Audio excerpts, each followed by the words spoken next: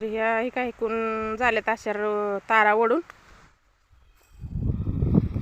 तर एवढ्या वाढल्यात आपण तारा आणि अजून हिकून सगळंच राहिले वाढायचं. हो का आता आलोय आपण वाढायला. हे आणल्यात ताराचं बिंडे आणि इकडं आपलं दादूचं पप्पा चालल्यात खुट्या ठोकायचं. पाऊस पडल्यामुळे तरी खुट्या जाते ते नाहीतर खुट्या जात नाही. जय मल्हार मित्रांनो. तर किती खुट्या ठोकल्या तुम्ही? खालती किती ठोकल्या खालाकल्या साईडला? इकडं ठोकत 18 हां इकडं 18 सारे.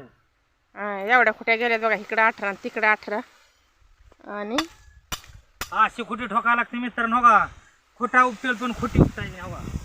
खुटी लय जाम ठोकायला लागते कारण का ते 7-8 महिने राहतात आणि जर एक खुटी उपाटली तर सगळं अख्खं ताळा बरोबरच नाही अख्खंच पडतं.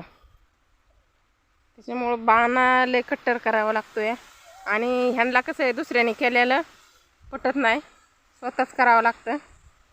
तर आता आलोय बघा घरनं सगळी कामं उरकून घरची गायांचं खाया बिया काढून. तर असा आहे आपला गोसावळा. तर दाखवतो तुम्हाला तार वाढताना कसं काय तार ओढतोय मी. आणि हे काय सांगा तुम्ही, तुम्हाला काय वाटतं हे कसलं कुठलं फळ आहे? तर हे फळ बिळ काय नाही, हे आहे भोपळा. तर आपण गेल्या वेळेस भोपळा लावला होता.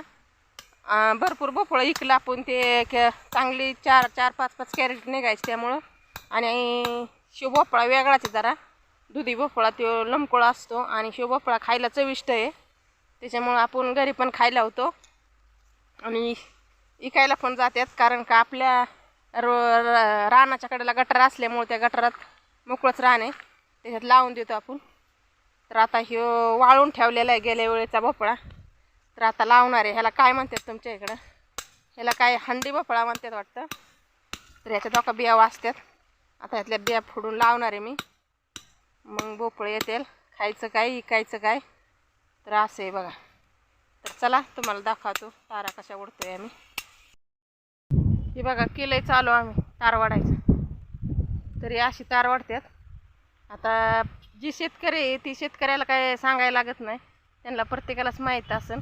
पण सगळीच काय शेतकरी नसतात त्याच्यामुळं दाखवतोय आम्ही. तर हो का हे मागं काठीला तिडं मारून माझ्या हातात 2 बंडेल आहेत.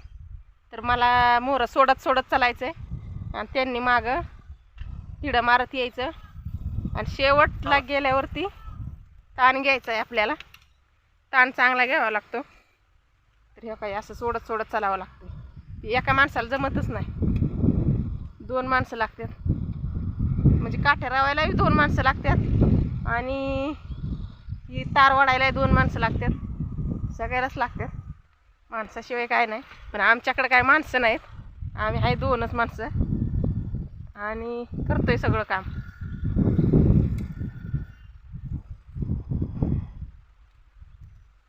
माणसं पाहिजे शेतकऱ्याला, तर जास्त माणसाची गरज आहे. पण चला ज्याच्याकडे आहेत त्याच्याकडे आहेत, ज्याच्याकडे नाही त्याच्याकडे नाही. तर असं आहे आमचं कामाचं रुटीन.